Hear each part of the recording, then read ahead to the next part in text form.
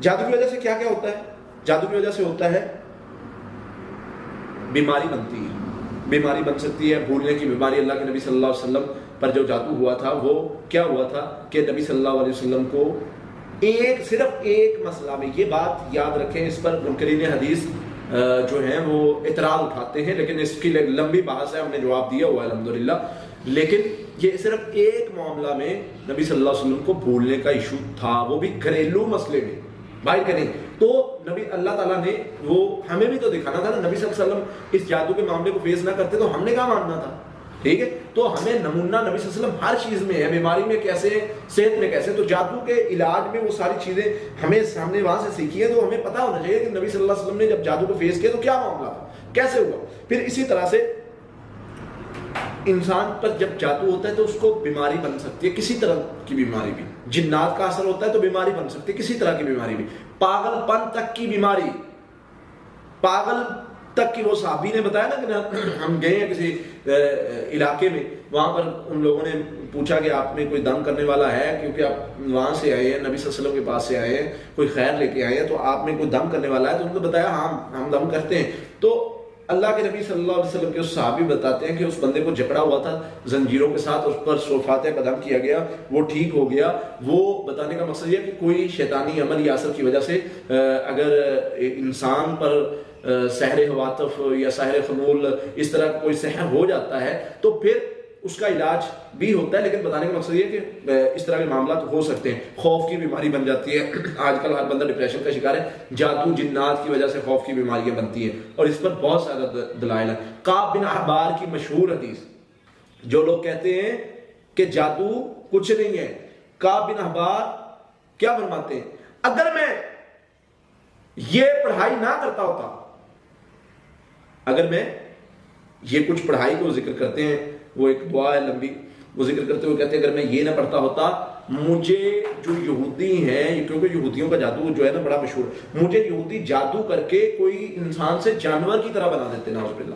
ایک مثال دے رہے ہیں، اور مطلب اس میں ساخت وائز نہیں ان کا معنی، اس کا مقصد ہے کہ یعنی اس کا مقصد ہے کہ یعنی جیسے انسان ایک یعنی سمجھ بوجھ رکھتا ہے، جادو کے ذریعے سے اس کی سمجھ بوجھ کو کنٹرول کر لینا یا بند کر دینا، مجھے ہو سکتا تھا کہ ایسا معاملہ ہو جاتا۔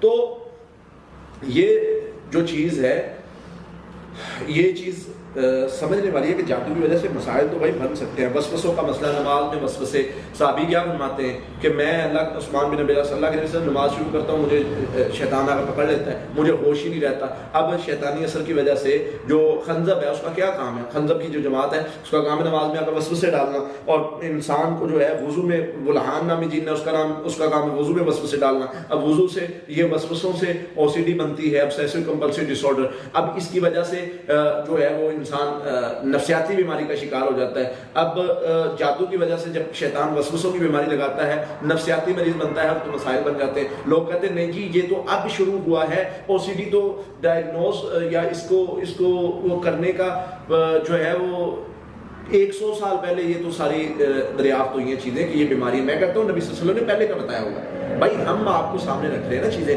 کہ نبی صلی اللہ علیہ وسلم تو یہ ساری چیزیں بتا کے گئے، اور وہ چیزیں آپ کو دکھا رہے ہیں کہ یہ دیکھیں شکلوں کا بدلنا۔ اب شیزوفرینیا کو لے لیں، آوازیں آنا، شکلوں کا بدلنا، نبی صلی اللہ علیہ وسلم نے تو ہمیں 14 سال پہلے بتا دیا کہ اس طرح شیطان آتا ہے، شکل بدل کے آ سکتا ہے، اس طرح نظر آ سکتا ہے۔ نہیں جی یہ جتنا شکلوں کا نظر آنا ہے یہ جو ہے یہ شیزوفرینیا میں آتا ہے۔ تو ہم کہتے ہیں بھائی ہم میڈیکلی ٹریٹمنٹ کا انکار نہیں کرتے، لیکن یہ مسائل ہیں، اپنی جگہ پر ہیں۔ اب جسمانی بیماری بن سکتی ہے، وایوب اذ نادى ربه انی مسنی الشیطان بنصب وعذاب، طیوب کہہ رہے اللہ مجھے شیطان نے چونکہ بیماری دی ہے۔ اور یہاں تک کہ جادو کی وجہ سے انسان کی موت تک واقع ہو سکتی ہے۔ یہ میں بہت بڑی بات کر رہا ہوں کہ جادو کی وجہ سے انسان کو موت تک لے جایا جا سکتا ہے۔ اس میں سیدہ عائشہ رضی اللہ تعالیٰ عنہا کی وہ حدیث مسند احمد میں جو موجود ہے، دیگر کچھ کتب احادیث میں موجود ہے کہ ان پر جادو ہوا، نبی صلی اللہ علیہ وسلم کی وفات کے بعد کا واقعہ ہے۔ ان پر جادو ہوا، اور وہ جادو جو ہے وہ اس قسم کا تھا کہ وہ بیمار ہوتی گئی اور اس طرح لگ رہا تھا کہ جیسے یہ مزید سروائیو نہیں کریں گے۔ پھر مدینہ میں کوئی طبیب